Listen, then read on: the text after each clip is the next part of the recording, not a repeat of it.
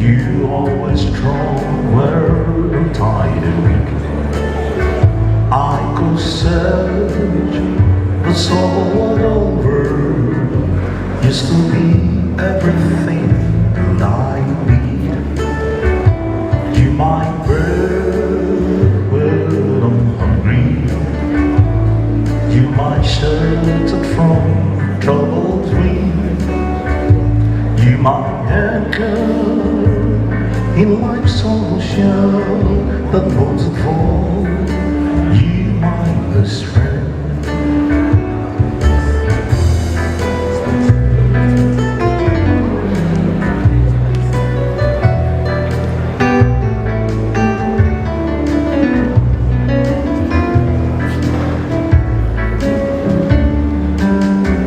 When I need hope, I'm inspiration.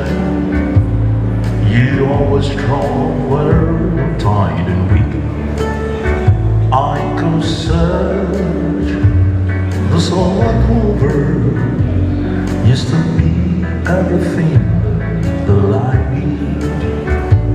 You might bread where I'm hungry. You might shelter from a troubled dream. You might anchor in life's ocean, the most of all, you're my best friend.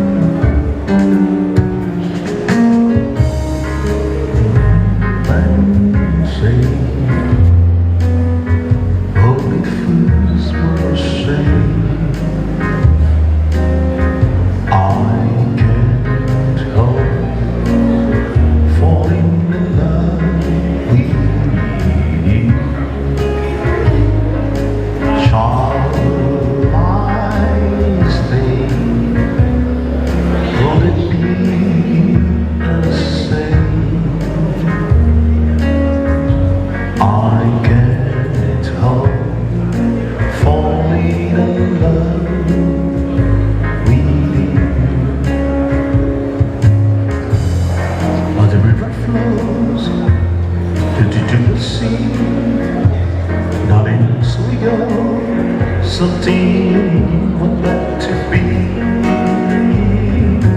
Take my head, take my whole life too. I can't help falling in love with you. Tonight, we're celebrating success and rewarding hard work. We call it the Government's Night, and it's our dinner night. But thank you for making the time to be here. Unfortunately, the Black Stars will not proceed to the next stage of the competition. Guess what? You in your black ties and your black suits and your wonderful and beautiful dinner dresses made it till tonight. You should put your hands together for yourselves, please. Thank you very much. To welcome us, give us the purpose of gathering, Mr. Charles Foyer, former CEO, the Chartered Institute of Bankers here, together in turn, welcome also Mr. Robert Chato to give us the purpose of government. Let's put our hands together for them, please. Thank you very much. The Governor of the Central Bank, Dr. Addison, the First Deputy Governor, Dr. Basoro Pugwafari, the Second Deputy Governor, Mrs. Elsie Adoaoji, Council members, fellows of the Institute, the President and Executive Council of Ghana Association of Banks, the Chief Executive of Ghana Association of Banks, MDs, associates of the Institute, invited guests, ladies and gentlemen, good evening. I welcome you to this evening's program. I was very confident when I received the invitation and prepared and set off. But on the way, then I got a little bit confused because today is Farmers' Day, so I wasn't sure. And then again, we haven't had our AGM, so I was thinking that perhaps this is an enhanced AGM. I'm still very much confused. But there is one man who can put me out of my misery.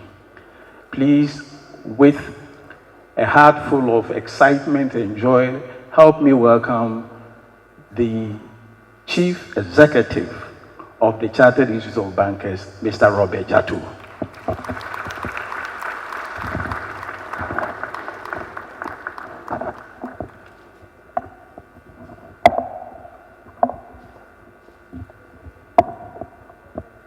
Thank you very much, Mr. Charles Foyer, the outgoing CEO. I say outgoing because I need to consult you from time to time. Mr. Governor and the Governorate, I stand on the protocols that Mr. Charles Foyer has already observed. So the purpose of our gathering tonight is to climax the Chartered Institute of Bankers Ghana Bankers Week celebration. It is christened the Governor's Day, a dinner in honor of the Governor of the Central Bank, Dr. Ernest Addison.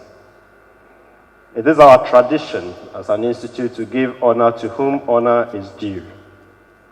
Tonight is also an opportunity for us to hear his reflections and listen to his expectations for the years ahead, particularly 2023. Tonight would also witness two more events: the investiture of our president of the Institute and conferment of awards, fellowship awards, on some outstanding members of the Institute. Mr. Governor, ladies and gentlemen, if tonight goes well, I am happy to announce in advance that this year's Bankers Week celebration, which has been under the theme, The Future of Banking in Ghana, Professionalism and Ethics and the ESG Imperative, I believe have been successful. You can put your hands together.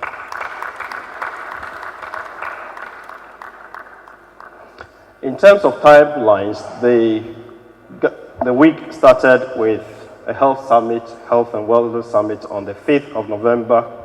On the 8th, we had the National Banking Conference. And then on the 10th and 11th, we had orientation for our newly qualified bankers. Then, of course, on the 13th, we had graduation ceremony, where we graduated and inducted 168 newly qualified bankers, bringing to 620 newly qualified bankers in the last 3 years. It might interest you to know that a cross-section of our newly qualified bankers are here tonight. May I please ask them to stand up so we can recognize them, those newly qualified bankers who have joined us tonight. I believe we can put our hands together for them.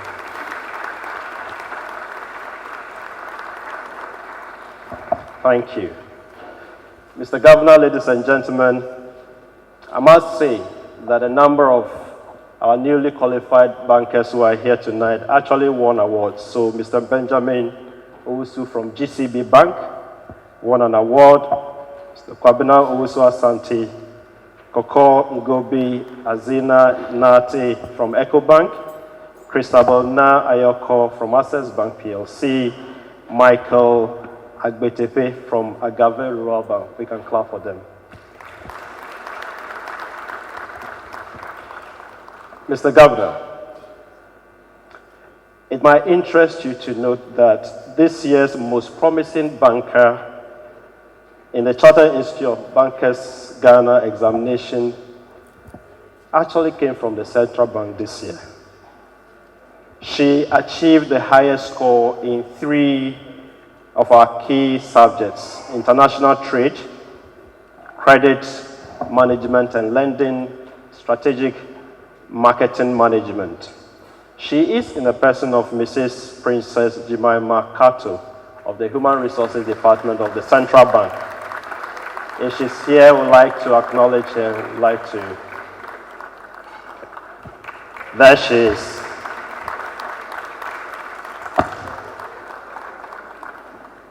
So before I take my seat, Mr. Governor, ladies and gentlemen, at the Institute, we are committed to continue to support the banking industry and the financial services sector broadly with the needed qualified bankers who are trusted professionals.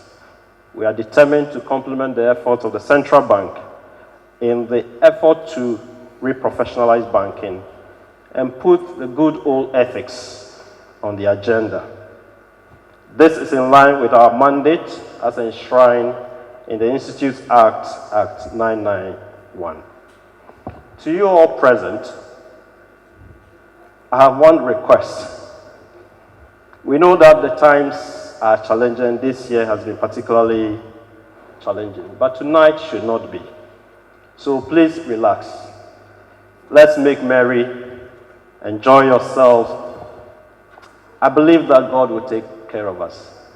I'm told that some of the MDs who are here with their CFOs waiting for the governor's speech so they can model scenarios. Please, let's relax. Make the most of this evening. Certainly, thank you for coming. Bon appetit. La nourriture n'aime pas le bruit. Translated, Dinam Pedede. You are welcome. Wow. Yes. Dina Mpedede. Please, let's put our hands together for Mr. Robert Jato once again. The CEO, and also to you, Mr. Charles Foyer, thank you so much. Ladies and gentlemen, we're settling in for dinner shortly. But the Chartered Institute of Bankers Ghana is in the process of refreshing its entire educational offerings. And in fact, the redesigning of the CIB's curriculum has been going on for quite a while now. These offerings include the curriculum, learning, delivery, and examination systems of its professional qualifications. The benefits of the educational review will extend to its continuous professional development program and its wider learning engagement with the banking and related sectors. Now, the educational review is anchored on rigor and relevance. Rigor means that the process by which the review outcomes are reached is based on robust and credible research. Relevance means that the outcomes should be useful to both learners and their employers. It ensures that those who go through the educational process acquire skills and competencies that also addresses the needs in the banking sector. This will also enhance the employability and career prospects of the learner and enable to the overall effectiveness and success of the sector. I'm going to go through some of these educational offerings at the Chartered Institute of Bankers just for those of you who might not be aligned. The CIB curriculum focuses on 3 offerings: CIB Professional Program, CIBG Branded Certifications, and Continuous Professional Development, CPD. Here's the structure of the executive route to Associate Chartered Banker program. Banking, law, regulations, and compliance. 2, ethics and professionalism. 3, corporate governance. 4, also you have risk management. And 5, strategy and design thinking. The enrollment qualification is intended for practitioners who, 1, have a minimum of a master's degree qualification, have a minimum of 15 years of working experience, including at least 10 years of relevant banking financial services experience, and finally, at least at a senior management grade. That is for the executive route to Associate Chartered Banker program. For the Banking Academy route program, the Institute is embracing the changing trends. They've introduced a Banking Academy route designed for banks that have an academy or intend to have one. The Banking Academy route provides an opportunity for staff of banks to be trained and undergo studies to qualify as chartered bankers. The Banking Academy route is made up of 4 modules. First, Module 1, Banking Sector and Services Operations and Management. That includes banking operations, retail banking, innovation in digital banking, cybersecurity and technological risk, fundamentals of accounting for bankers. Module 2, customer and relationship banking. That includes ethics and professionalism, customer experience and relationship management, banking regulations and compliance, law and practice of banking. The Module 3 is made up of global market finance and trade, treasury management and global markets, and finally applied accounting for bankers. The final module, Module 4, is a credit management and corporate banking. That is made up of credit risk, credit administration, corporate banking. Now, the courses in the academy route are designed to provide staff with 4 unique competencies and skills, namely operations, technical skills, technological digital skills, behavioral soft skills, strategy, professional and compliance skills as well. So this is some information for you about the new things happening at the Chartered Institute of Bankers, so that you have as well the decision to make going into next year how you can enroll your staff to develop themselves professionally. Thank you. Can I kindly call Mr. Menume to join me here? Let's give him a hand.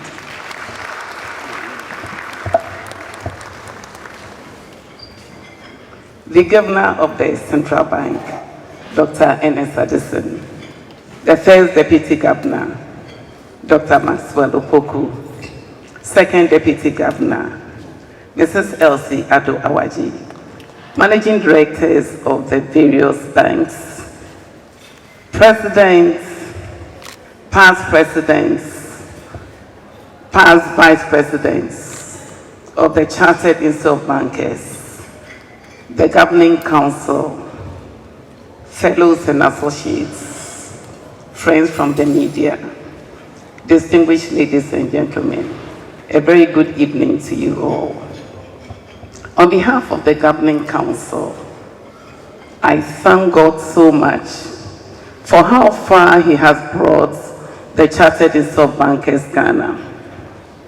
I thank Him for His guidance through the 5 years that I was the leader and the president of the Chartered Institute of Bankers. Certainly, together with a lot of stakeholders, we were able to make significant strides in positioning CIB as a brand of worth. Today, it has become necessary and it is critically important that we perform this ceremony officially to put our new president formally into office. Mr. Benjamin, I am very confident that under your leadership, as you continue to trust in God, more will be achieved for the Chartered Institute of Bankers Ghana and also the financial sector. You can certainly count on my support and the support of all the past presidents and the council members and other stakeholders to move the Chartered Institute of Bankers to the next level of excellence. In line with our tradition at the Chartered Institute of Bankers, I place this insignia on you.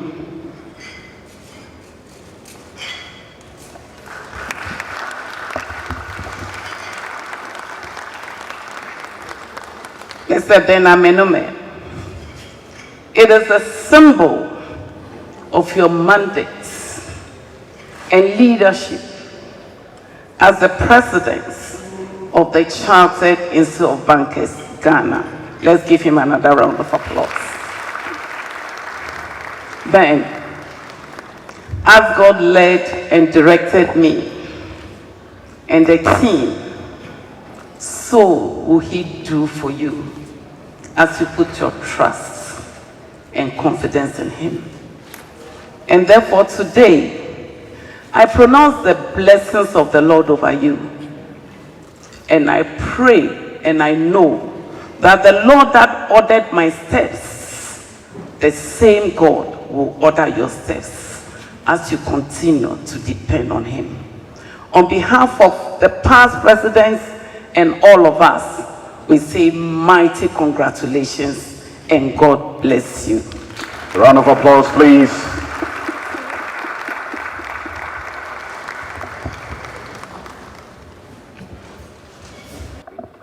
Thank you very much. Please, let's put our hands together once again.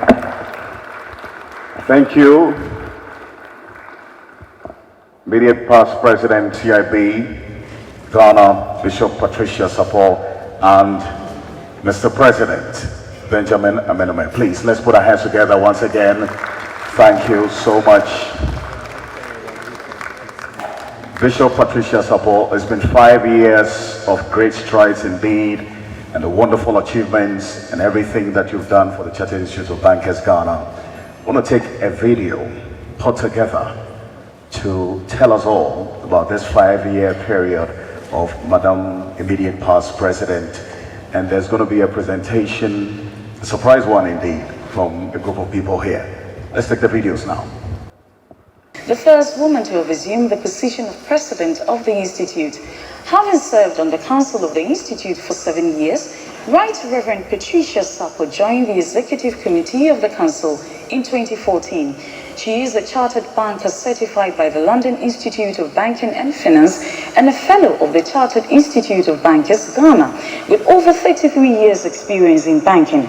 Prior to her assumption as the president of the Institute, Right Reverend Sappor was the vice president during the tenure of Mr. Clifford Metal, FCIB. She took over the reins as president of the Institute in November 2016 and has since led the governing council to introduce numerous landmark initiatives. Under her leadership, the Chartered Institute of Bankers Ghana Act 2019, Act 991, was passed, making her the first chairperson of the council under the Act.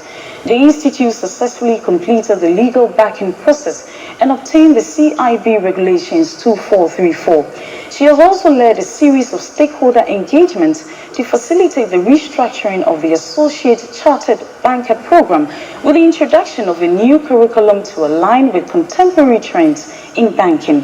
Through her leadership, the Institute established a Memorandum of Understanding MOU with the Ghana Association of Banks to lead the advocacy drive of ensuring the exhibition of high ethical standards and professional practice within the banking industry.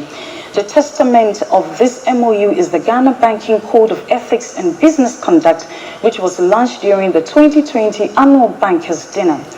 Under her leadership, the Institute has made significant strides in the following areas: enhancement of security features on CIB certificates, relaunch of the CIB mentoring program, collaboration with business schools in Ghana to attract top-class students into the banking profession, collaboration with non-bank financial associations to maintain the highest standards of professionalism and ethical behaviors in the industry, strengthening of the CIB social media platforms to be more value-driven, and provision of information for banks and banking practitioners through a research pipeline.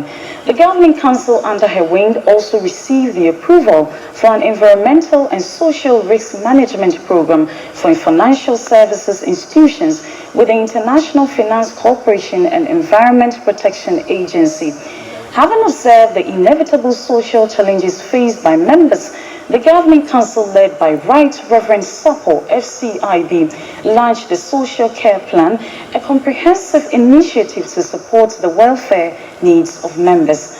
Other initiatives being implemented include the Enterprise Resource Planning and Learning Management System, review and redesign of the CIB curriculum, the development of the Institute's memory book.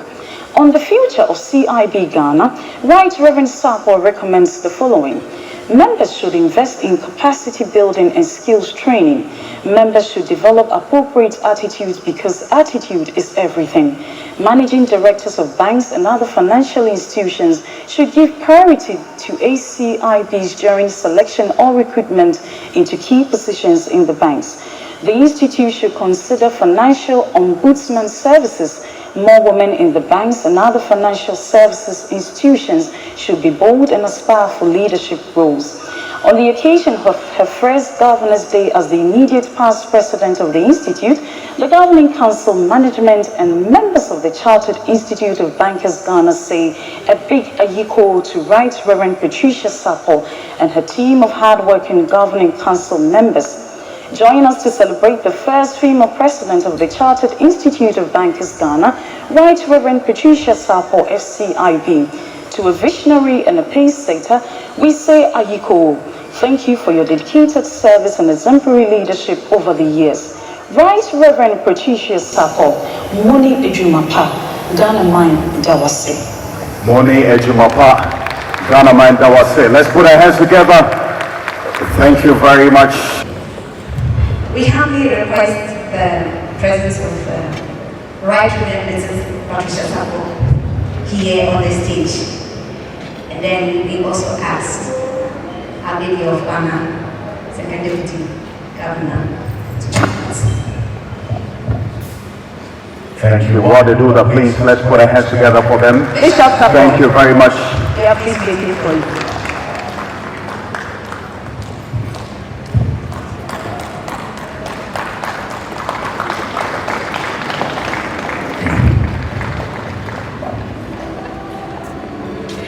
Thank you very much. So, citation from CIB ladies to Right Reverend Mrs. Patricia Sapo, the first female president of the Chartered Institute of Bankers Ghana. To some of us, you were one of the presidents of the Chartered Institute of Bankers Ghana, but to us, you are our pace setter. To others, you will remain another president of the times in the driving seat of the Chartered Institute of Bankers. But to some of us, you are our inspiration. You have provoked greatness and success within each of us. And we just want you to know you are special to us in many ways. On this Governor's Day, 11th December, we celebrate you as our icon of inspiration and a beacon of hope to the many young lady bankers. Thank you for availing yourself to serve in the highest position of the Chartered Institute of Bankers Ghana between 2017 to 2021, having served as the Vice President from 2014 to 2016. Right Reverend Mrs. Patricia Sapo, Yamau Ayeko. Wonderful. Let's continue to put our hands together while we do this. Thank you very much, Ayiko. Congratulations.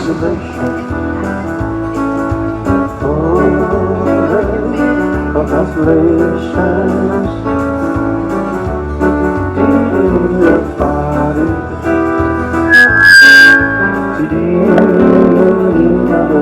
Thank you. Thank you very much.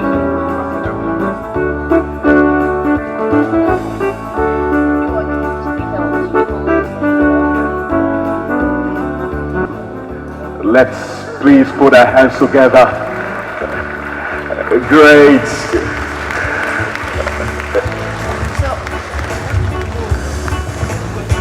Isn't this beautiful? Let's put our hands together once again. Thank you so much. Thank you. It's been 5 years of her contribution to the growth of the Chartered Institute of Bankers, Ghana. And we have a special award to Madam Immediate Past President Bishop Sappor. Would invite the Governor of the Central Bank to present the special award to Madam Bishop. Please, let's put our hands together for the Governor of the Central Bank, Dr. Ernest Addison. Thank you. Please. Wow. Round of applause. We appreciate your good work and contributions and the hard work. Thank you, sir. Thank you so much. Congratulations to you, ma'am.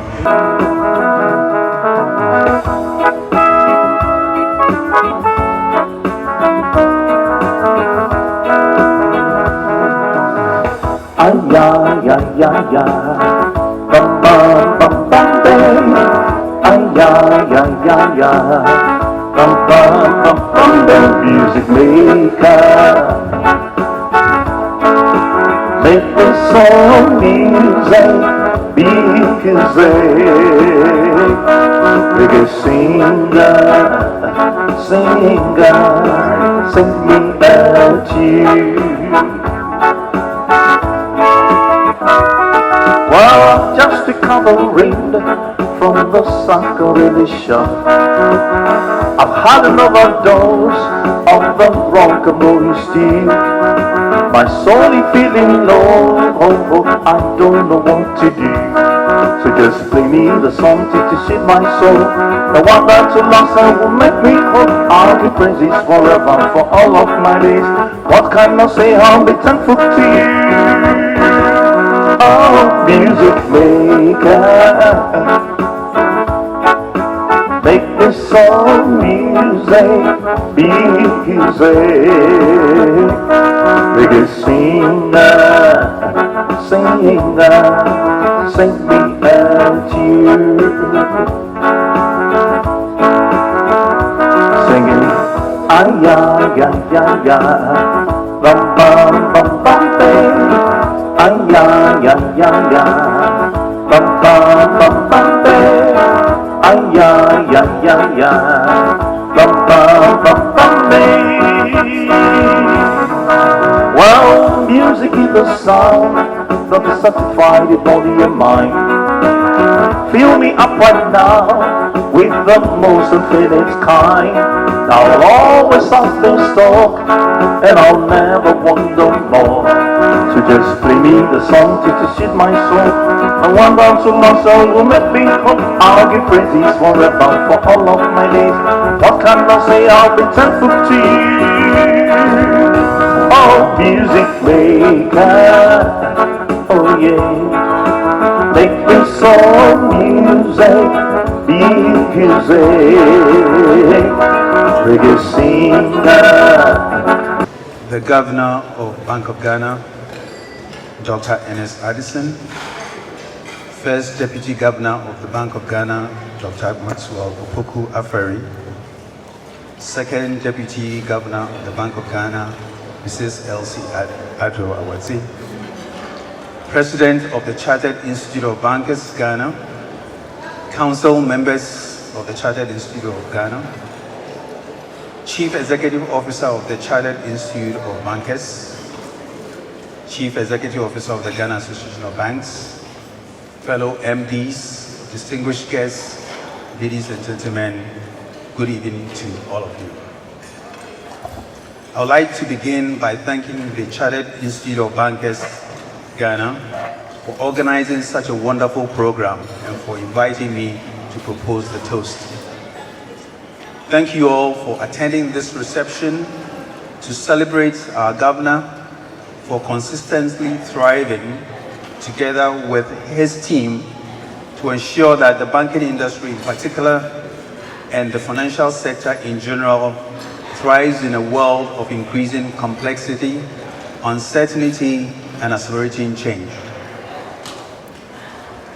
The banking industry over the past 5 years has gone through a number of challenges which have tested our resilience and required us to bring to bear our banking knowledge, technical expertise, experiences, leadership skills to help deal with the challenges of this time. The Chartered Institute of Bankers, Ghana, has played a critical role in helping equip us and our staff with the requisite skills to meet the challenges. In fact, the financial performance of the banks attests to this fact. Ladies and gentlemen, I am confident that future students of this institute and other business schools who analyze the case studies on the 2022 Ghana economic crisis and impact on the banking industry would adjudge the governor of Bank of Ghana as a great leader who has steered the industry out of the crisis and emerged more resilient than before. Ladies and gentlemen, please join me in raising your glasses to the governor of the Bank of Ghana as one of the central bankers of Africa, one of the best central bankers of Africa. Cheers to a stronger, stable, and resilient banking industry. Thank you. Thank you very much. Shall we rise as we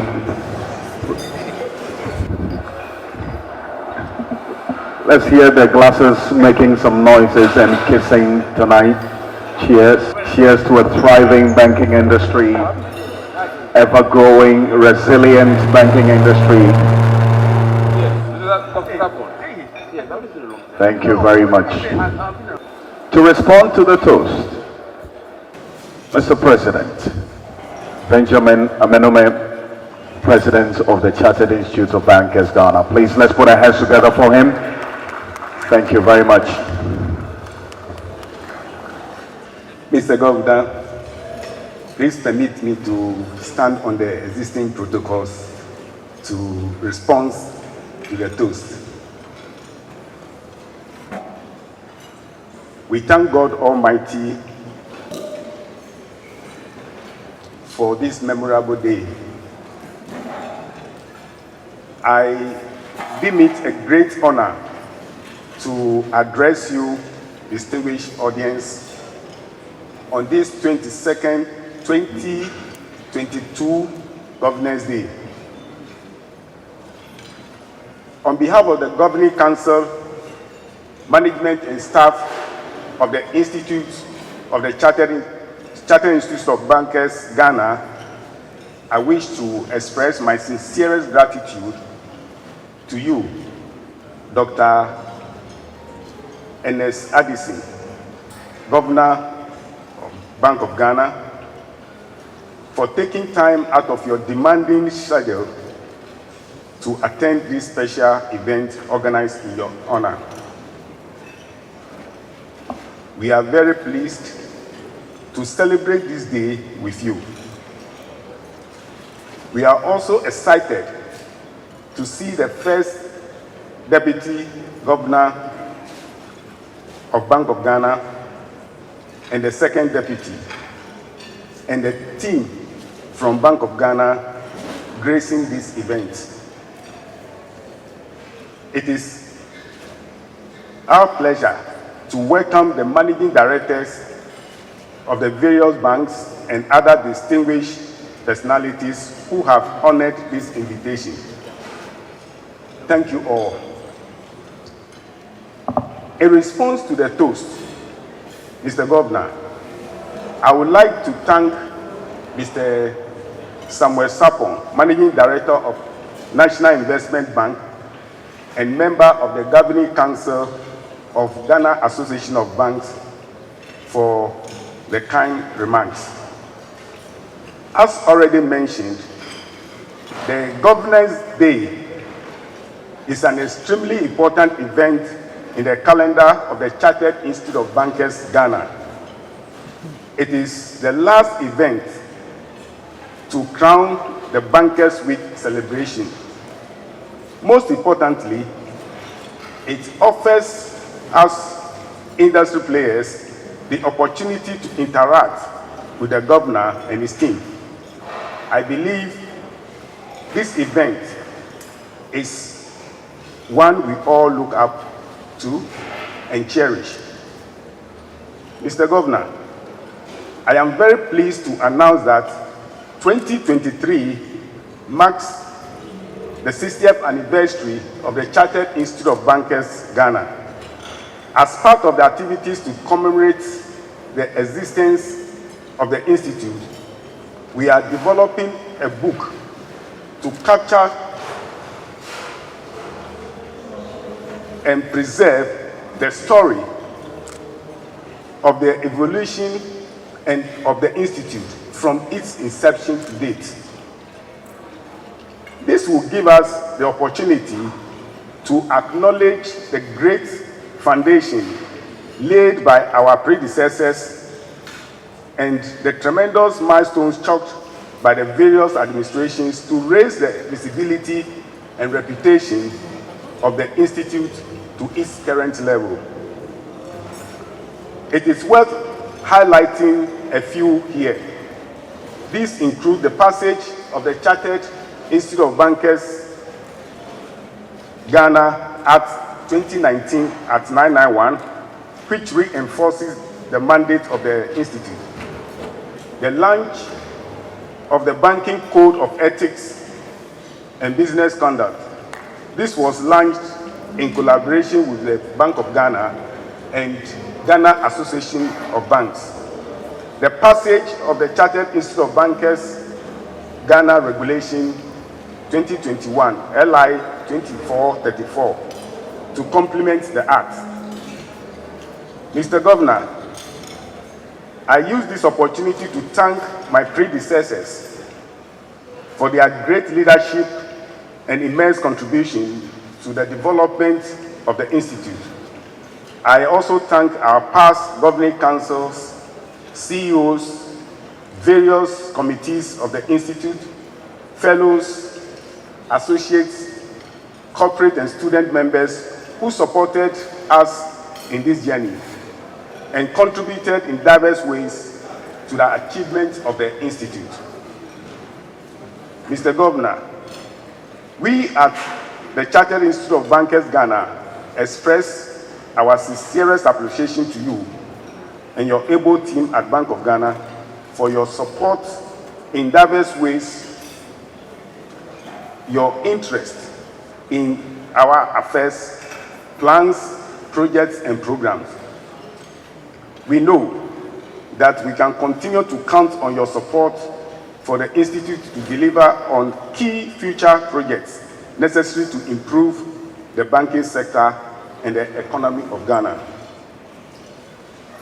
We also extend our great appreciation to the President of the Ghana Association of Banks for supporting our programs, and we would like to also express our utmost appreciation to the managing directors of all banks that have contributed and continue to support the Institute in various ways.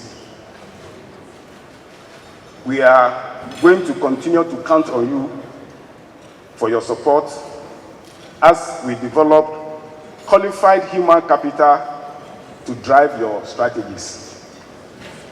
I am particularly grateful to the new CEO, Mr. Robert Jato, and the staff of the Chartered Institute of Bankers Ghana for working tirelessly to make this year's Bankers Week a success. Let's give it to you.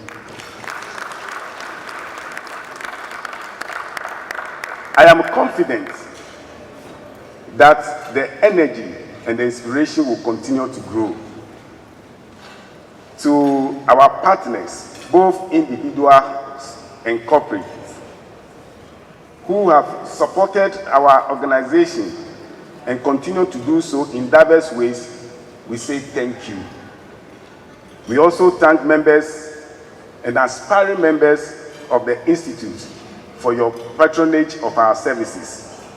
We would not have come this far without you. I implore you, our members, to continue to live by the code of ethics daily and be the voice of professionalism and ethics that our industry dearly needs. Mr. Governor, professionalism and ethical practices are the cornerstones of strong financial environment. Therefore, our responsibility as practitioners is to protect the system through transparency, fairness, and sound decision-making.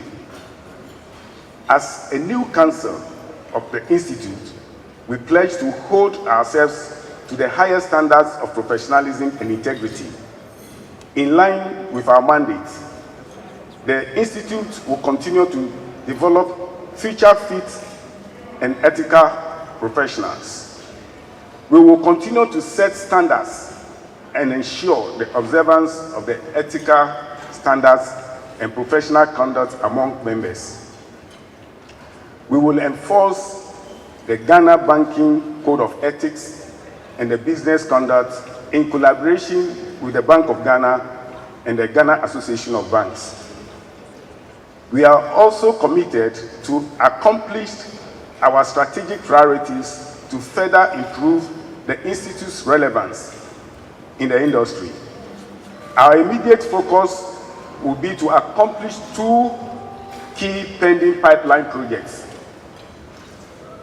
One, redesigning of CIB curriculum to create more opportunities for skill set development as premium learning partner to churn out trusted professionals for the banking industry.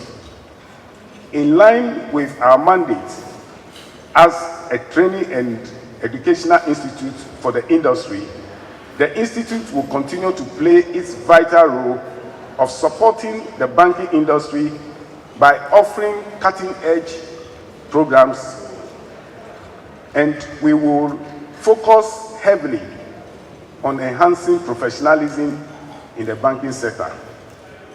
To this end, we will continue to put premium on setting up more banking academies in collaboration with other banks, offer associate chartered banker programs and other banking certification programs.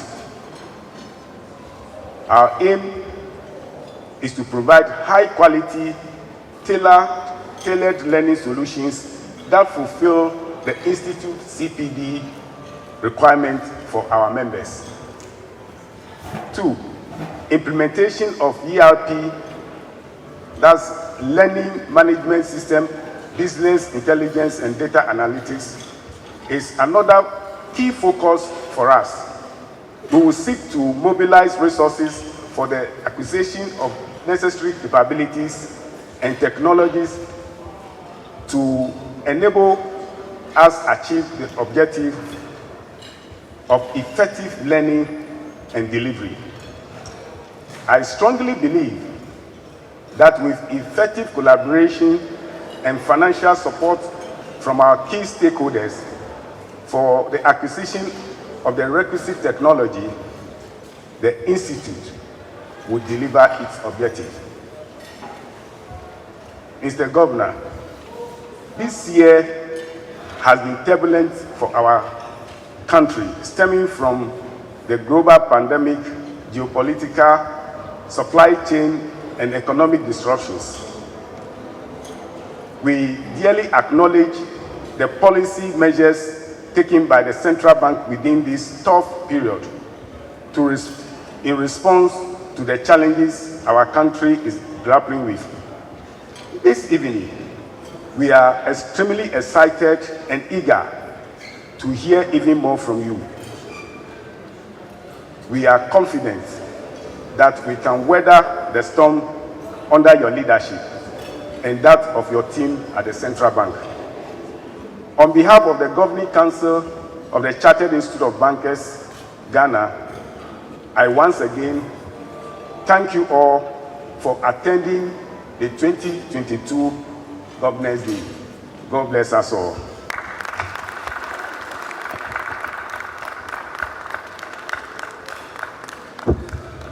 Thank you very much, Mr. President.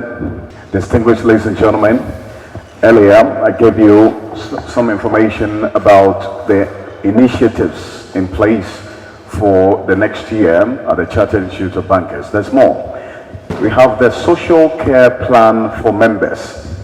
In addition to the Institute creating the opportunities for the professional education and development of members, the Governing Council has introduced the CIB Social Care Plan, a comprehensive initiative to be supported at some aspect of members' social needs. Here's the scope of the social care plan. The comprehensive social care plan shall cover the following areas: group life insurance cover, group funeral policy for members, and also annuity pension fund. The group life insurance cover will go into aspects like death, which obviously we don't all want to hear tonight, spousal funerals, total and permanent disablement, also critical illnesses and retrenchment. These are the persons who are eligible for this social care plan for the members. Student members, ordinary members, associate members, fellow members, and honorary fellows. There's more on this on our website, cibgh.org. As we see all the initiatives and the growth of the Institute, and indeed the banking sector in this country, we've talked about how resilient it's been and the growth over the period. There are key persons and individuals who have played various roles in the banking sector and indeed the growth of the Chartered Institute of Bankers over the period. And the Institute is inducting 1 honorary fellow and 5 fellows this year. To do this, let's please, ladies and gentlemen, invite the first Deputy Governor to be supported by the President to issue the first 3 fellows, and then would have the second Deputy supported by the President do the last 3 fellows. Please, Dr. Maxwell Opoku Efari, please, let's put our hands together for him, supported by the President as well. Mr. President, thank you very much. The first honorary fellow, Mr. Samuel Sapong, is currently the Managing Director of the National Investment Bank, NIB Limited. He has 25 years banking experience in Ghana and Canada. Mr. Sapong has a vast and diverse working experience with expertise in strategy development, implementation, governance, transformation, business continuity, credit risk management, and banking operations. He worked with GCB Bank Limited from 2008 to 2017 and served in various capacities including Acting Managing Director, Deputy Managing Director, Chief Transformation Officer, and Chief Operations Officer. Prior to that, he worked with various organizations in Canada. In 1996, he joined the Canadian Imperial Bank of Commerce, holding senior positions in credit risk management and as a Director of Lending Products. In 2005, Mr. Sapong joined General Electric Corporation's consumer lending business, GE Money, in Canada. As a senior manager at General Electric, he served as risk leader for 3 business units: credit cards, risk infrastructure, and fraud and mortgages. Mr. Sapong has served on several boards, including GCB Bank PLC, Accra, Ghana, Ghana International Bank PLC, London, UK, Star Life Assurance Company Limited, Accra, Ghana, and Accra City Hotel, Ghana, and Nestle Ghana Limited. Mrs. Samuel Sapong, for your contribution to the banking profession in this country and beyond. The Institute confers on you an honorary fellowship status. You are therefore entitled to use the letters FCIB honoris against your name. Congratulations to you. Thank you very much. Let's put our hands together for him. Thank you. Next, Mrs. Doris Ahiati is the co-founder and the CEO of Crescendo Consult. She is also a chartered banker with over 20 years plus industry experience. She's passionate about helping individuals, families, small businesses, large corporates, and boards to achieve happiness associated with financial and spiritual liberation. She helps through consulting, financial advisory, and transformational coaching, leadership development training, and other learning experiences and knowledge exchange forms. She is a Maxwell Leadership Certified Coach, Speaker, and Trainer, and also holds a professional coaching certification from Coach Masters Academy in Singapore and membership with the International Coaching Federation.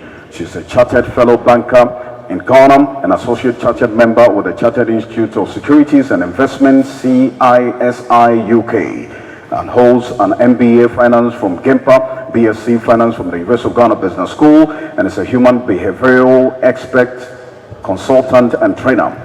Proud to co-founding Crescendo Consult Limited, a financial advisory, executive coaching, and also consulting firm. Doris was the country director to ACCA Global and vice president of Data Bank, where she led financial advisory and corporate finance transactions, macroeconomic and equity research, and founded the group's pension business, currently worth over 1 billion Ghana cedis. She was on the team of advisors to the government of Ghana and also for the issuance of Ghana's third Eurobond, raising $1 billion on the international markets in 2014. Mrs. Doris Ahiati, for your contribution to the banking profession, the Institute confers on you a fellowship status. You are therefore entitled to use the letters FCIB against your name. Congratulations to you. Thank you very much. The third, Dr. Stephen is a chartered banker, chartered with over 20 years of practical experience in the banking sector. His wealth of expertise and competence are in the areas of corporate restructuring, insolvency advisory, business process optimization, change management, project management, banking operations, retail consumer banking, strategy and policy formulation and execution, and Lean Six Sigma deployment. His banking career started in 2001 with GCB Bank PLC as a management trainee. He rose through the ranks and held various positions such as the bank supervisor, operations manager, also bank and branch retail manager, head change management, head business process involvement, and head of sales and marketing SME. In November 2020, Dr. Hammond left GCB Bank to join National Investment Bank as the general manager operations. Among other initiatives, he was instrumental in setting up the business process improvement department and the project management office, as well as the relocation of the NIB Bank head office from Accra Central to Manette Tower B, Airport City. Dr. Stephen Hammond rejoined GCB Bank PLC in January 2020. Dr. Hammond is an active member of the Chartered Institute of Bankers Ghana and has served in various capacities. He is currently a member of the 7-member technical committee constituted by the CIB Council to oversee the reorganization and implementation of the new curriculum. He is also a member of the Publicity and Research Committee of the Institute and a convener for the Monetary Policy and Banking Regulation Expert Group of the Institute. Dr. Hammond presented a paper on behalf of the Institute during the 22nd Biennial Conference at the International Consortium for Social Development held in July 2021. He is a member of several professional bodies, both local and international. He is also part-time lecturer. Dr. Stephen Hammond, for your contribution to the banking profession, the Institute confers on you a fellowship status. You are therefore entitled to use the letters FCIB against your name. Congratulations to you. Round of applause. Thank you very much. Dr. Mrs. Shirley Ann Awolete Williams is the Chief Risk Officer of Fidelity Bank. She is a chartered banker with about 27 years experience in banking. Shirley Ann joined Fidelity Bank Ghana Limited in May 2008 as a corporate accounts manager responsible for the manufacturing and distribution desk in the corporate banking department. She was responsible for the manufacturing and distribution, also transferred to the risk management department as the acting head in January 2009. Prior to joining Fidelity Bank, she worked with Merchant Bank Ghana Limited, now UMB Bank, for 13 years in various departments and roles, including domestic banking, foreign operations, corporate and institutional banking, and SME. She also managed the credit analysis unit as well as the business support functions and was a senior relationship manager responsible for various accounting portfolios. Her core competencies include accounts relationship management, credit analysis, monitoring, and enterprise risk management. Shirley Ann holds a doctorate degree in business administration and a master's degree in applied business research, both from SBS Swiss Business School. She also holds an MBA Finance from the University of Leicester School of Management, UK, and BSc Agricultural Economics from the University of Ghana, Legon. Dr. Mrs. Shirley Ann Awolete Williams, for your contribution to the Institute and the banking profession. The Institute confers on you a fellowship status. You are therefore entitled to use the letters FCIB against your name. Congratulations to you.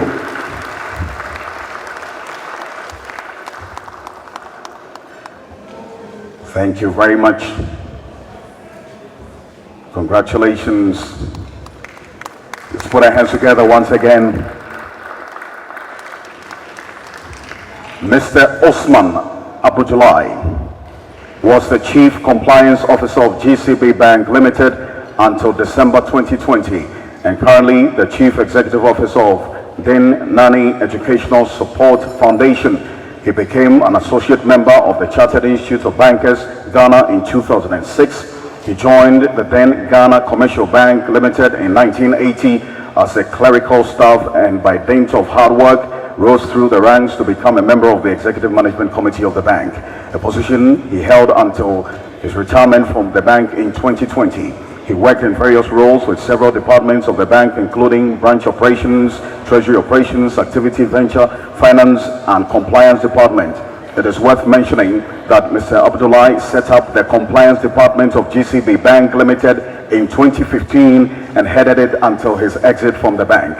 As a branch manager and chief compliance officer, Osman was instrumental in the training of staff in banking practice, anti-money laundering, compliance, fraud prevention. He was also involved in the training of SMEs in anti-corruption and compliance organized by the Alliance for Integrity and GIZ. He holds a master's in business administration and finance and Bachelor of Arts in management and sociology.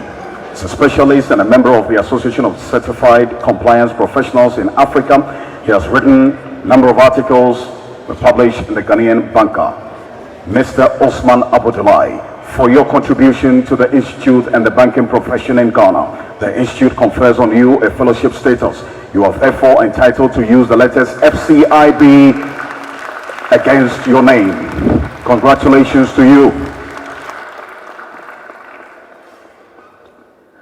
Thank you very much. Last but not the least, Dr. Mrs. Beatrice Odonko. Dr. Mrs. Beatrice Odonko is a chartered banker and a professional teacher.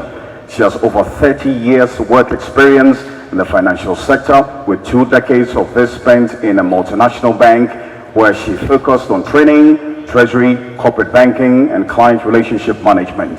In the past decade, she has been actively involved with the non-bank financial sector. Presently, she is the executive director of the Tiffany Consult Limited, a company that provides training and consultancy services in finance, human resource, and organizational development to institutions of varying sizes.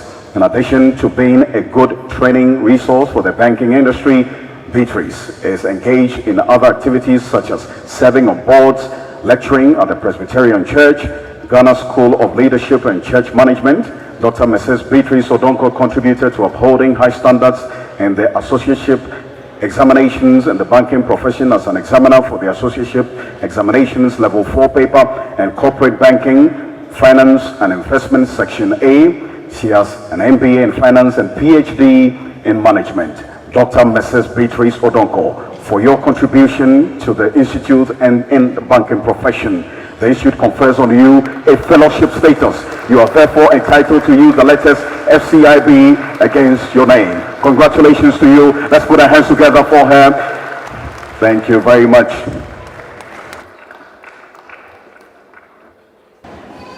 This is the Governor's Day, the CIB dinner night, to introduce the Governor of the Central Bank. Please, let's put our hands together as we welcome Mr. Robert Jatto, the new Chief Executive Officer of the Chartered Institute of Bankers, Ghana. Please, let's put our hands together for him. Thank you. Thank you. So this is the moment we've been waiting for. Just a quick profile. Dr. Ernest Addison, FCIB, was appointed as Governor of the Central Bank of Ghana in 2017 by His Excellency Nana Addo Dankwa Akufo-Addo, the President of the Republic of Ghana. Under the Governor's leadership, the Bank of Ghana has undertaken far-reaching reforms in the financial sector, including but not limited to the cleanup of the financial sector in 2017 through to 2019, strengthening corporate governance and regulations, recapitalizing banks in Ghana. Prior to his appointment as governor, he has worked for various international organizations, including the African Development Bank, the West African Monetary Institute, and of course the Bank of Ghana. He assisted governments, international organizations, central banks on broader issues of public service, economic development, monetary policy formulation and implementation, as well as macroeconomic surveillance. In 2020, Dr. Addison was elected the chair of the Board of Governors of the IMF and World Bank at the annual meetings of the World Bank and IMF in Washington, D.C. He co-chaired the Financial Stability Board, Regional Consultative Group for Sub-Saharan Africa. He also chaired the Board of Directors of Ghana International Bank and a member of the Ghana Cocoa Board, among others. Dr. Addison was educated at the University of Ghana, where he earned his first degree in economics. He obtained MPhil degree in economics and politics at St. Edmund's College, Cambridge, in the UK, and earned a PhD in 1993 from McGill University, Montreal, Canada. He specialized in monetary economics, economic development, and international economics. He is a proud old student of Infantipim School, and he was a boarder in Pickett Parker House, Lower Dormitory. We know so much about you, Governor. Ladies and gentlemen, please, with standing ovation, help me welcome Dr. Ernest Kwame Addison to give us his speech. President of the Chartered Institute of Bankers, members of the Governing Council of the Chartered Institute of Bankers, the President and CEO of the Ghana Association of Banks, Chief Executive Officers of Banks, Associates and Fellows of the CIB, distinguished guests, ladies and gentlemen. It is always a pleasure to join the banking fraternity, crowning the week-long celebrations of the Chartered Institute of Bankers. Let me thank the President and Council members for the excellent work in organizing these activities year after year. As the tradition goes, this annual dinner, codenamed the Governor's Day, provides a unique platform to unwind in a relaxed atmosphere, reflect on the economic and banking sector developments throughout the year, and strategize for the year ahead. This keynote address will focus on where we have come from, assess the current economic and banking environment, and provide some guidance on the outlook. Ladies and gentlemen, same time last year, there was some optimism that the COVID-19 pandemic was ebbing, with expectations of a stronger recovery in 2022. To a large extent, the prevailing accommodative policy mix instituted in 2020 was still prevalent and contributed significantly to a faster pace of economic recovery from the lingering effects of the pandemic. Although Ghana weathered the pandemic well, there were unintended consequences of some of the policy actions taken. First, the economy had to contend with the global spillover effects in terms of slower growth, which had depressed crude oil prices and led to a loss of fiscal revenues on the domestic front. Secondly, the unintended consequences of the expansionary fiscal policies during the pandemic evolved into widened budget deficits and large financing gaps. And finally, the resultant higher domestic and external borrowing requirements culminated in debt sustainability concerns. These developments, coupled with external shocks, subsequently changed the course of the Ghanaian economy in 2022. Ladies and gentlemen, no sooner than when we entered the year 2022 that the Russian-Ukraine war broke out, and coupled with the aforementioned emerging weaknesses, set off a chain of events with adverse consequences on our economy. To start with, the unfolding events of heightened global economic uncertainty, unsettled commodity markets, especially energy and food, which erupted into an inflation wave sweeping across various countries. With inflation reaching historically high levels, central banks led by the US Federal Reserve aggressively hiked policy rates, resulting in tighter global financing conditions and a stronger US dollar against major international currencies. These developments resulted in sharp portfolio reversals, which spilled over into currency pressures and imported inflation, especially in emerging markets and frontier economies.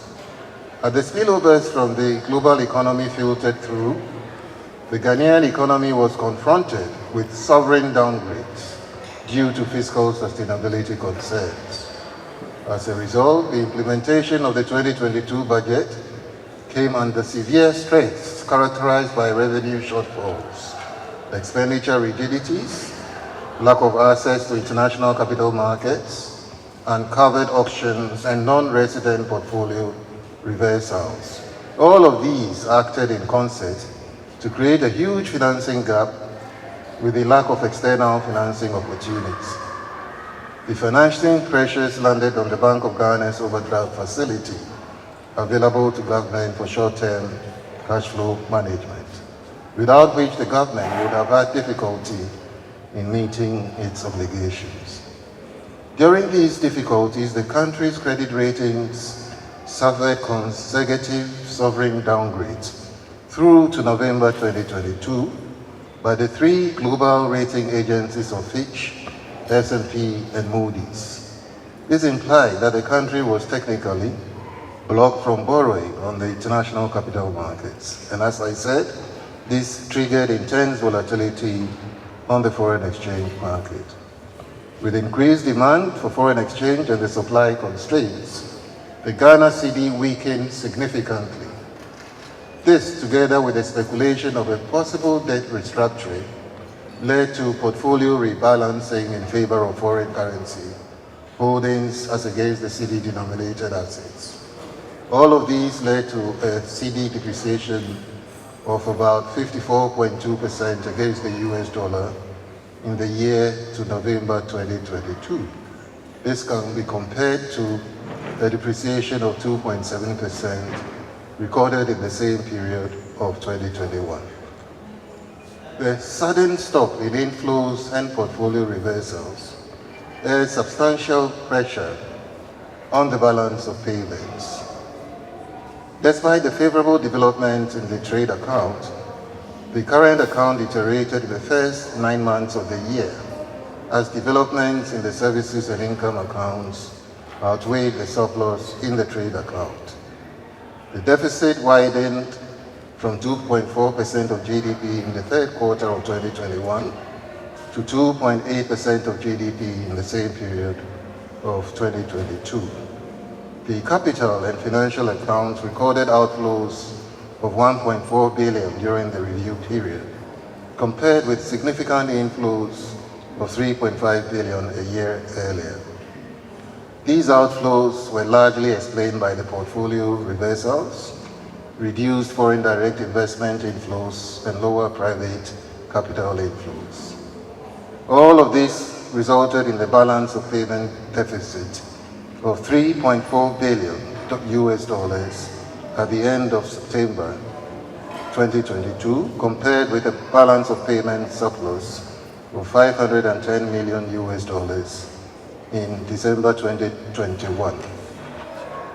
The result of the deteriorating external position was the significant drawdown in our foreign exchange reserves, with the stock of reserves declining to 6.7 billion US dollars, equivalent to 2.9 months of import cover, compared to a reserve level of 9.7 billion US dollars, that is 4.3 months of import cover at the end of December 2021.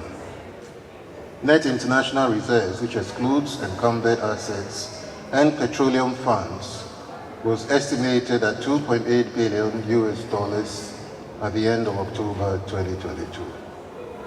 These developments, together with the persistent shocks from the upward adjustment in export petroleum prices, utility tariff adjustments, transportation fares, as well as higher food prices, resulted in heightened inflationary pressures.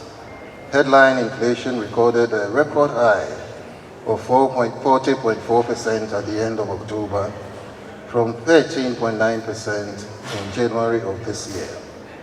The underlying inflationary pressures also heightened, with the bank's measure of core inflation, defined to exclude energy and utility prices, almost at par with headline inflation, indication of the broad-based nature of the inflation pressures.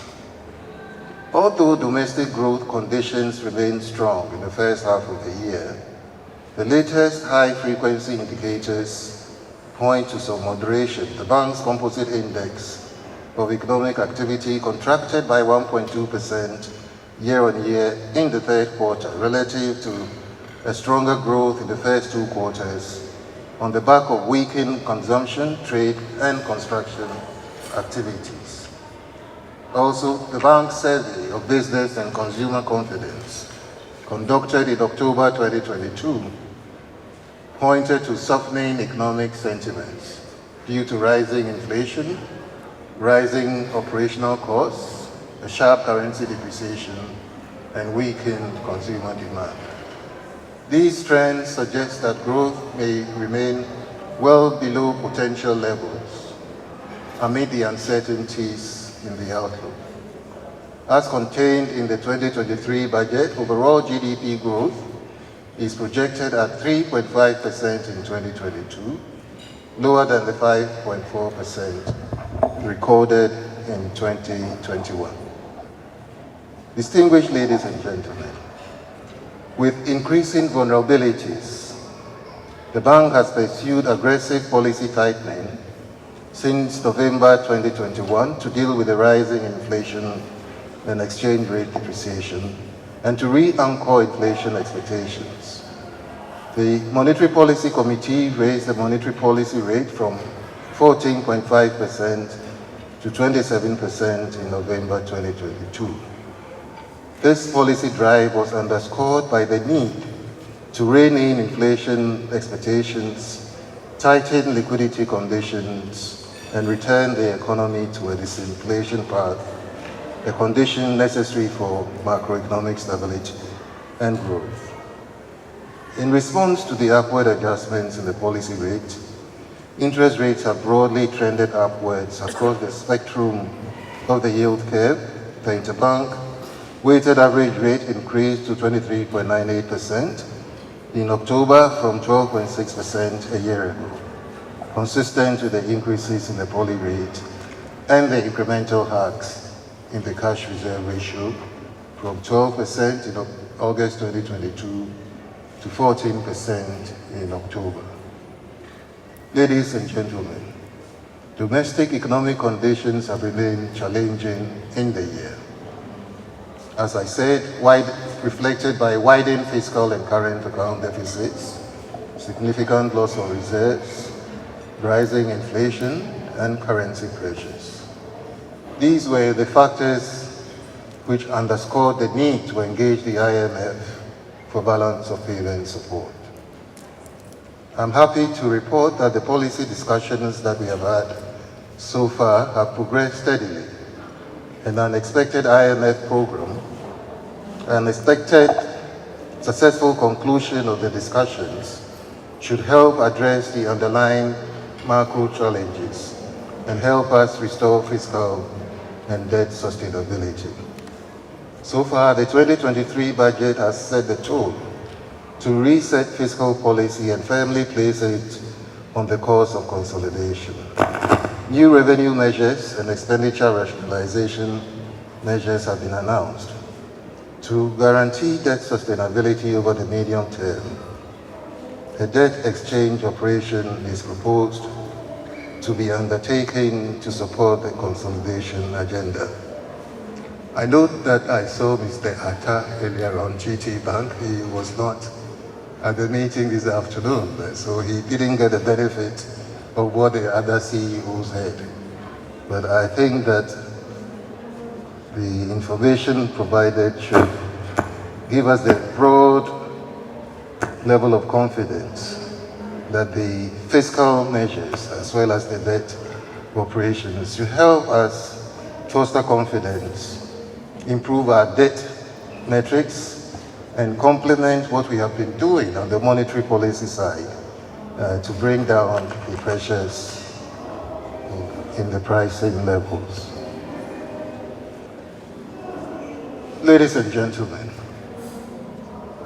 I've discussed the significant loss of reserves that we have experienced during the year, and one of the measures that we are taking to address this issue and to gradually rebuild reserves in more sustainable ways is the launch of Bank of Ghana's domestic gold purchase program.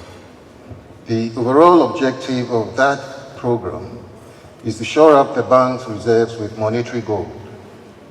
The domestic gold program seeks to provide an avenue to organically increase our reserves upon refining of Doré gold without distorting incentives of the local gold producers. Over the long term, this has the potential of enhancing currency stability and confidence in the economy. Moreover, increasing the country's gold holdings will ensure preservation of capital of our reserve portfolio.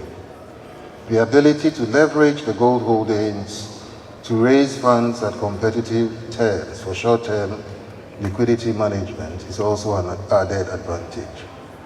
Since the inception of the program in June 2021, the bank has gradually purchased 75,268.70 ounces of gold, with arrangements in place to receive over 100,278.67 ounces from mining firms between now and the end of the year. Let me now turn attention to the assessment of the banking sector. The overall assessment of the banking sector indicates strong performance, but with emerging risks in the outlook. arising from spillovers from the recent macroeconomic challenges. The size of the balance sheet of the system continues to expand. In the first 10 months of 2022, banks recorded strong asset growth and improved profitability. Total assets of the banking industry grew by 43.7% to 249.9 billion, largely due to sustained growth in deposits and borrowings, as well as the revaluation effect of foreign exchange component of key balance sheet indicators.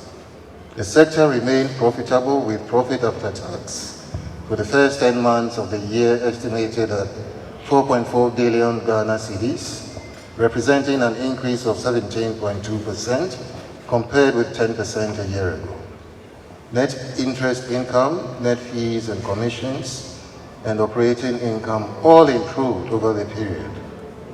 The industry's operating expenses, however, increased by 28.1% compared with 11% for the same period in 2021 on the back of the current challenging operating environment. Loan loss provisions also went up significantly, reflecting the pickup in credit growth and elevated credit rates. Over the same period, performance of the efficiency indicators were mixed. While personnel expenses to gross income ratio registered an improvement, non-interest expenses to gross income deteriorated. Ladies and gentlemen, since the onset of the COVID-19 pandemic, the bank has implemented several macro-prudential policy measures. First, to support the recovery process. Second, to strengthen the regulatory frameworks to ensure that banks are safe, sound, and compliant with international standards. As the pandemic ebbed and the economy rebounded, the measures put in place to improve liquidity conditions were reversed and new directives introduced as part of the regulatory reform agenda. For instance, the cash reserve ratio was revised up incrementally, and the prudential provisioning rate for loans in the other loans, especially mentioned category, was reset to the pre-pandemic level of 10%. In terms of policy frameworks, the following directives were introduced as part of the reforms. First was the supervisory guidance under Section 262 of Act 930 on eligible collaterals, which aims to broaden the scope of eligible instruments that may be considered for collateral purposes as outlined under Section 62 of Act 930. Second, the Corporate Governance Disclosure Directive was issued to enhance transparency, market discipline, and accountability of regulated financial institutions to stakeholders, as well as to assess the effectiveness of banks' corporate governance practices. Third was the issuance of the exposure draft of prudential requirements for development finance institutions to operationalize relevant sections of the Development Finance Institutions Act 2010-32 and give full effect to its provisions. The bank is in the process of finalizing the directive which was issued in May 2022. Fourth, the bank revised the nostro limits from 10 to 15% in response to currency depreciation, which has resulted in banks breaching the initial 10% limit as required per Section 62(5) of Act 980. The bank also granted 6 months dispensation for banks whose forex exposures were in breach of the single obligor limit because of currency depreciation. Ladies and gentlemen, it is important to note that banks are fully implementing Pillar 1 of the Basel II-3 capital standards. The broad compliance followed publication of the Risk Management Directive issued in November 2021, which set off the Pillar 2 Phase 2 of implementation of the Basel capital standards. To further enhance the process, Bank of Ghana has drafted the Liquidity Risk Management Directive, the Supervisory Review and Evaluation Process Guidance Notes, and the Internal Capital Adequacy Assessment Process Guidance Notes. Ladies and gentlemen, the implementation of the sustainable banking principles has progressed steadily. In collaboration with the International Finance Corporation, reporting templates were prepared to help the submission of information as well as monitor the progress made by banks. So far, the bank has received 3 rounds of reporting for March and September 2021 and March 2022, which indicated some progress in the average compliance rate of sustainable banking principles implementation. Additional capacity building and awareness creation on the SBPs are ongoing in collaboration with the Ghana Association of Banks and the Ghana Environmental Protection Agency. There were over 100 participants from all banks in these sessions, which aim to strengthen the implementation of Principle 2 with a focus on internal, environmental, social, and governance in banks' operations. The implementation of these sustainability initiatives has earned the bank's admittance into international organizations such as the Network for Greening the Financial System and the Sustainable Banking and Finance Network that promotes sustainable banking and addresses climate-related risks in the financial sectors. To reinforce the ESG principles in banking practices, the bank plans to further develop other sustainable finance guidelines and launch a roadmap for implementation in collaboration with other regulators in the financial sector.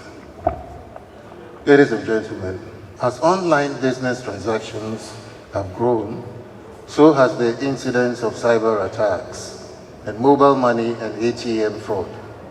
To forestall such activities from becoming embedded and weakening the digitization drive, the bank established the Financial Industry Command Security Operations Center, the FICSOC, in 2018. Among others, the FICSOC seeks to provide broader perspectives on cyber threats confronting the sector through constant monitoring and intelligence sharing.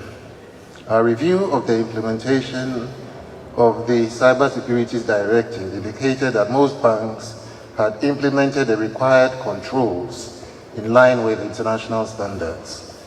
Despite implementing these controls, the global cybersecurity landscape is continually changing.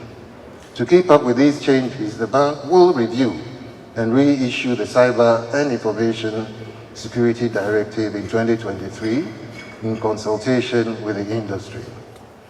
A major component of the directive is the implementation of the FICSOC for the industry by the Bank of Ghana, who has worked closely with the industry to complete a state-of-the-art FICSOC infrastructure, which is expected to be fully operational in the first quarter of 2023. The FICSOC will assist with identifying threats in the banking sector through proactive monitoring, strengthening the cybersecurity posture of member institutions, sharing cybersecurity threat intelligence to improve resilience and incident management, and conducting digital forensic investigations where necessary. In 2020, Ghana enacted Act 1044 in response to the strategic deficiencies in the 2016 mutual evaluation of Ghana. The bank, in association with the Financial Intelligence Center, revised its AML-CFT guidelines. It is expected that when this document is publicized, the association shall encourage its members to update their internal CFT frameworks to be consistent with the Act and the revised guidelines. Due to the critical nature of corresponding banking relationships with the world and its impact on the economy, the bank would like to draw attention to the association and membership to pay critical attention to their corresponding bank relationships. This will avoid the risking of banks and the country from being blacklisted by the international community as was done in 2018. A recent Intergovernmental Action Group Against Money Laundering, GIABA report, indicated malfeasance in the forex trade by some Ghanaian institutions recently. We believe that banks have an important role to play in ensuring stability within our system. As such, banks are cautioned to be circumspect and be mindful of the existing laws in the foreign exchange trade and avoid the temptation of engaging in unethical forex practices. As at July, the Ghana card became the sole identity document acceptable for all banking transactions. Usage of the card with its enhanced security features will avoid individual miscreants from exploiting the system for money laundering and other financial crimes. Even though the usage of the card is fraught with some challenges, it has become imperative to adopt this path in order to curtail the security and criminal issues mentioned above.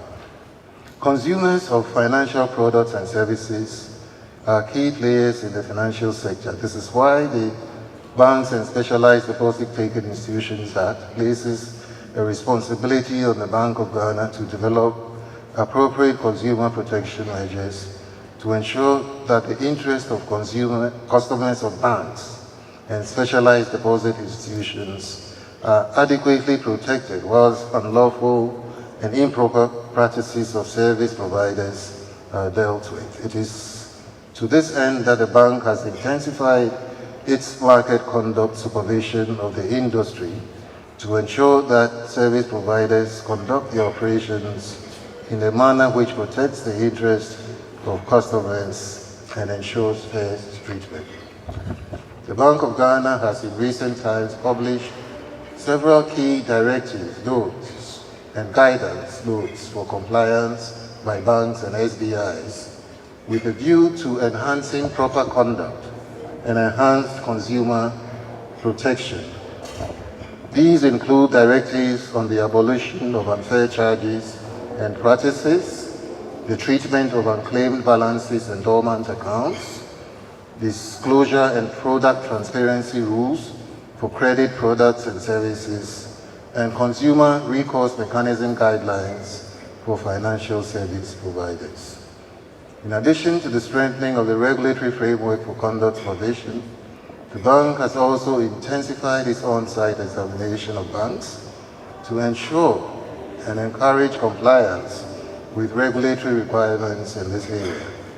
It is our expectation that banks will pay more attention to this aspect of their operations to encourage and increase customer retention.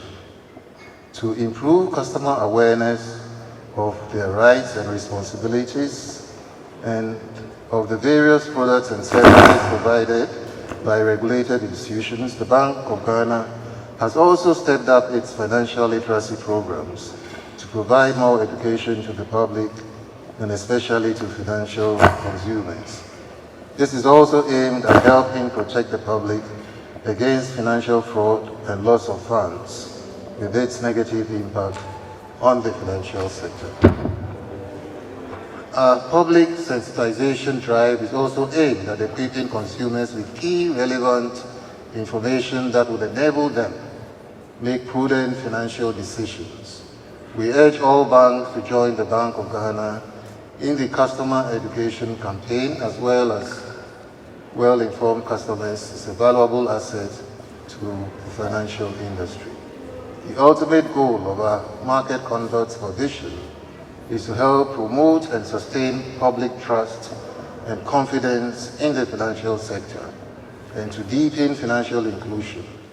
We therefore encourage all of you to pay more attention to conduct, particularly in the area of customer service, ethical behavior, and general professionalism.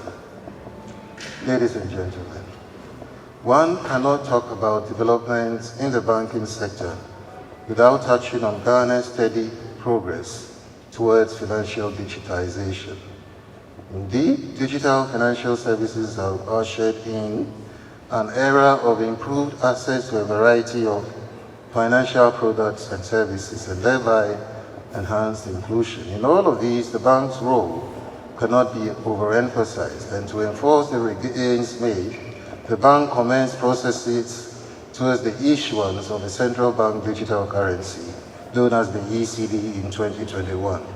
The successful implementation of the ECD will further advance the financial inclusion agenda, strengthen policy transmission, and promote efficiency in the payment system, and provide a safe alternative to private digital assets. After the necessary preparatory steps, a three-stage pilot was implemented in Accra and Takwa in collaboration with Cal Bank, Fidelity Bank, Vodafone Cash, IT Consortium, and Express Pay to test the online version of the ECD, while an offline version was tested in Seshi Asafo. The initial findings from the pilot have provided the bank with deep insights on the possible implementation processes for the ECD, and these results will soon be shared with industry players. As the work on the ECD progresses, one cannot ignore the growing interest and patronage of digital or virtual assets, popularly called cryptocurrencies, mushrooming in the country. Having dominated global headlines for innovation and calamity, cryptos are gaining grounds on the African continent. Several retail investors with varied appreciation of its underlying concepts and inherent risks are often lured by the prospects of high yields, while some innovation-focused users look to its efficiencies beyond payments and investments. Given the recent trends, the Bank of Ghana initiated processes to actively study and monitor cryptocurrency and related technologies and models, such as blockchain, decentralized finance, and stable coins. The bank has subsequently gained an institutional understanding of the concepts, monitored global market developments, and reviewed several regulatory and global standard-setting bodies across jurisdictions, including the Financial Action Task Force, the Financial Stability Board, the Basel Committee on Banking Supervision. The key lesson drawn from these studies is that some countries took an early lead to either impose outright ban on cryptocurrency transactions or instituted some regulatory measures to safely accommodate the operations of cryptocurrency in their various jurisdictions. Frontally, some jurisdictions such as the European Union markets in crypto assets and the Monetary Authority of Singapore developed regional frameworks for crypto regulation. In all of these, the clearest takeaway for the bank is the fact that cryptocurrencies are digital assets and not currency. And in as much as cryptocurrencies are associated with other key risks, including volatility, cyber theft, loss of funds with potential threat to financial stability, an outright ban of cryptocurrency has proven ineffective, mainly due to its decentralized and borderless nature. Consequently, the bank intends to continue to allow blockchain in our regulatory sandbox as the first step, while we continue to explore a comprehensive regulatory framework for the digital asset industry.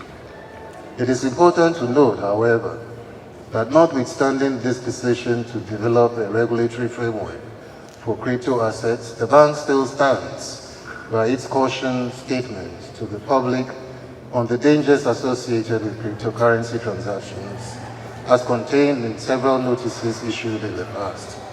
Interested parties need to be wary about the potential losses that could occur when trading in cryptocurrencies.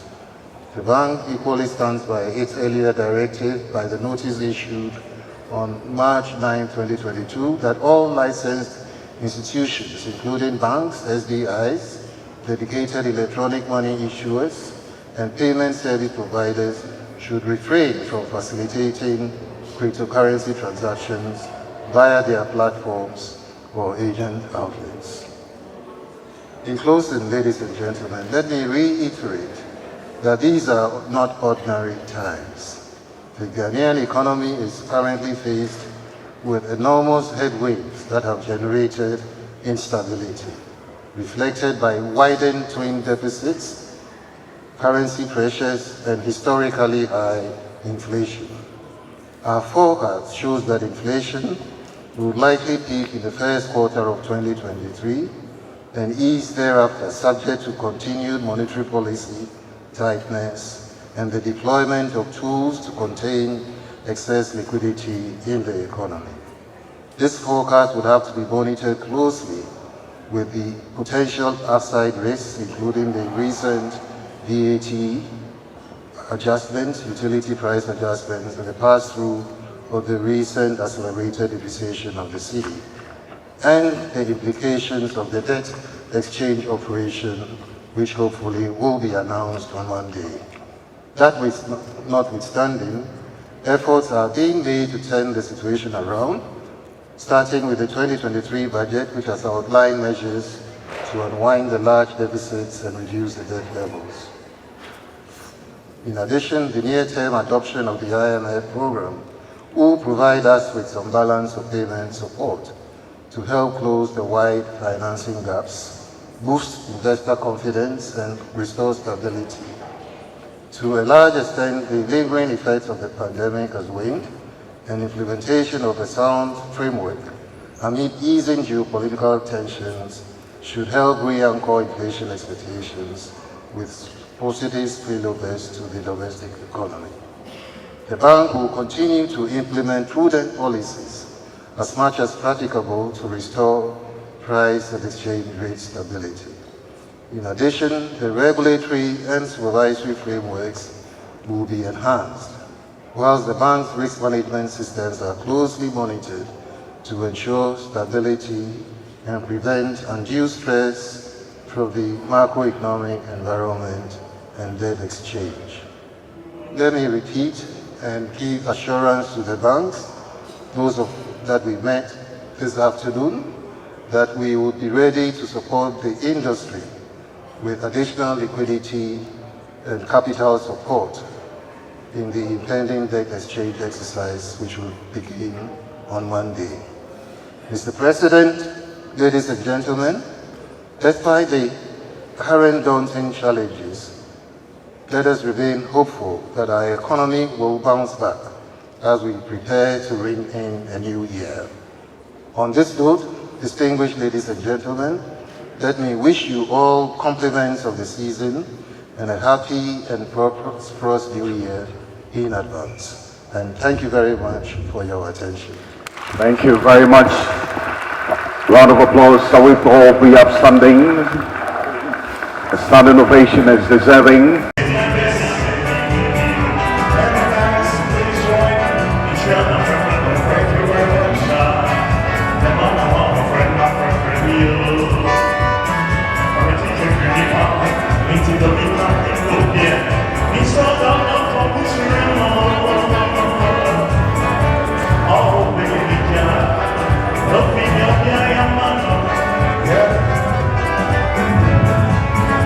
So very much,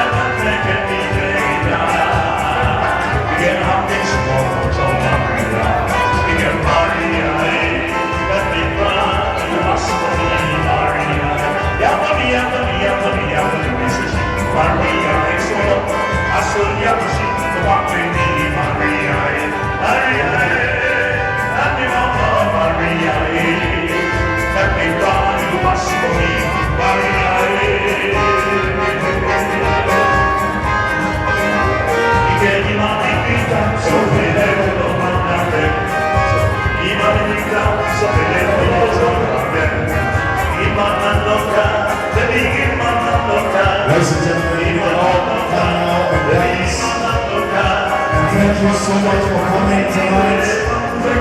We're climaxing this night with some dancing. Let's all dance together. Enjoy the night. Safe journey back home. Thank you so much. As we get on the 2022 Governors Day, Bankers Dinner, and the Charter Issues and Bankers Ghana. Thank you so much for coming. You